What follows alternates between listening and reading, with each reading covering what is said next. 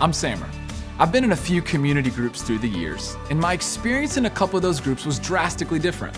Crazy as it sounds, it wasn't the leader or even the people in the group that made the difference. It was something I chose to do. Here's what I mean.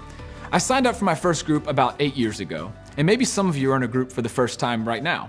Well, to be honest, it wasn't something I was too excited about. I mean, I showed up pretty regularly, but I didn't think much about group in between meetings. For me, being in a group was really about checking off that box. It's what I was supposed to do. So for me, it was just the bare minimum. While I was in the group, I never really made an effort to be a part of the group. I didn't talk to or hang out with the other guys outside of Tuesday nights, and I definitely wasn't praying for them. Sometimes I'd read the book that we were studying, and sometimes I wouldn't, and just faked my way through the discussion. Now, honestly, most weeks I just showed up, ate the snacks, rolled my eyes when the same guy talked the whole time week after week. It was fine, but I wouldn't say I experienced much spiritual growth. And it pretty much stayed like that until one night, our group leader kind of got vulnerable. He opened up and shared some things he'd been struggling with as a single guy. And I remember he got emotional.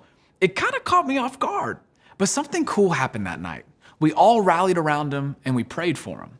Well, our leader opening up gave me the courage to finally open up about my story and some things I'd been dealing with. And I'm so glad I did, because they encouraged me and they prayed for me and they supported me. I started to see group a little differently. In fact, the temperature of our group began to change in the best possible way. Our group had hit uncharted territory. We started connecting and hanging out outside of Tuesday nights. I began to regularly check in with a few of the guys. I even stood in as a groomsman in one of their weddings. And I eventually came to realize that the problem was never my group, it was me.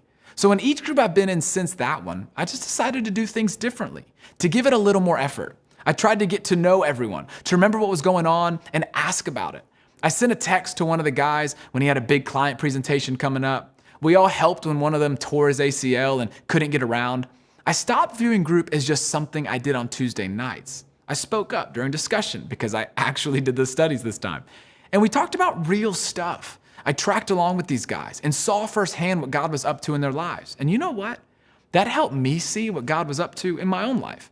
It was a way more worthwhile group experience because I started taking personal ownership. And it made all the difference for me. And it'll do the same for you.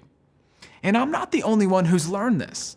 We've seen it happen over and over again. Ownership is pivotal to a great group experience. So, we want you to own your group experience and own your spiritual growth. Owning your group experience includes all the things I got wrong the first time and all the things I got right the second time. It means making group a priority, be engaged, bring snacks, volunteer to host, and get to know each other better, even outside a group. Those seem like small things, but they create a space for life change to happen.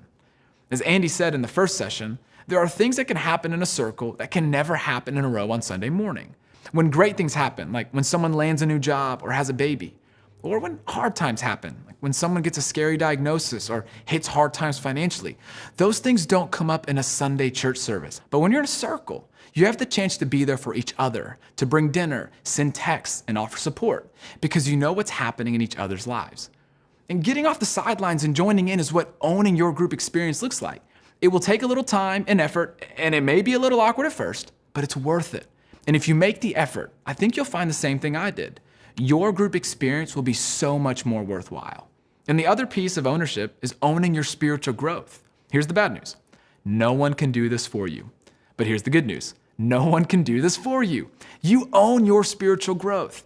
Your group members and leader will encourage you and support you, but the growth you experience doesn't depend solely on you or on how well everything goes with everyone else or how smart your leader is or even the studies you use. And remember, spiritual growth is a growing faith in God validated by a growing love for God and others. Spiritual growth will come from identifying and taking next steps with the help of your group.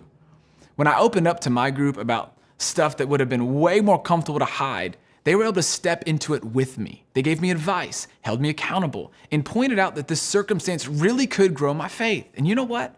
It did. The relationships in my group have helped me grow. And I've been able to help others too. I've watched guys finally admit and eventually conquer something they've been struggling with. I've listened while someone worked through what it looks like to be a Christian in a really cutthroat industry. And I've even seen a couple celebrate an answered prayer and welcome home a new baby. The crazy thing is, helping other people grow their faith grows yours too. I think that was part of God's design for us. And it's why we're so glad you've taken the step into community. The relationships in your group may be new, but they're intentional relationships. You each chose to be a part of this group. Now make the most of that choice by really owning your group experience and your spiritual growth. I didn't realize it back then, but the spiritual growth I missed out on in my first group experience wasn't my group's fault. It had nothing to do with our leader, it was on me. I was encouraged to show up, join in, and be real, and I showed up most of the time, but I never really joined in. I never really risked being real. Now that I've started doing those things, I see the benefits and truly understood why life is really better connected. Taking ownership can make all the difference for you. And owning your group experience starts with some pretty small steps, like bringing snacks or hosting group at your house. In today's discussion, you'll have the chance to think about the specific ways you'd like to be involved. Your group may even want to start dividing up some of these tasks. Think about what you're good at or passionate about, then volunteer. A piece of your discussion will also revolve around what we like to call the group agreement. If you're going to own this group experience together, it's important that you're all on the same page about the purpose of the group, when you meet, and what happens at those meetings. Clear expectations are key to starting your group well, and the group agreement will help you do that. In your group, you can expect to see the same people every week. It's important not to add anyone to the group or bring guests without everyone saying it's okay. If group is a revolving door of people you don't know, it's just harder to be real. We're not trying to be closed off to others joining the group, but we are trying to build a community based on authentic relationships. Another important aspect of the agreement is setting an end date for your group. It's important to have an end date so you all know how long you're committing to this group.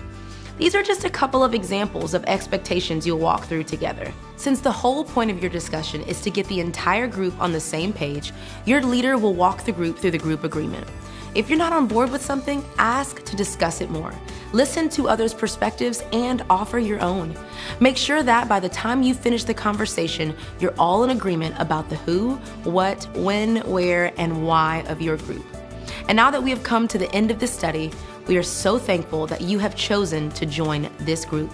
We believe circles really are better than rows, because this circle and these people have the potential to become a real community, a community that supports and encourages you as you grow in your relationship with Jesus. Thank you for letting us help you circle up.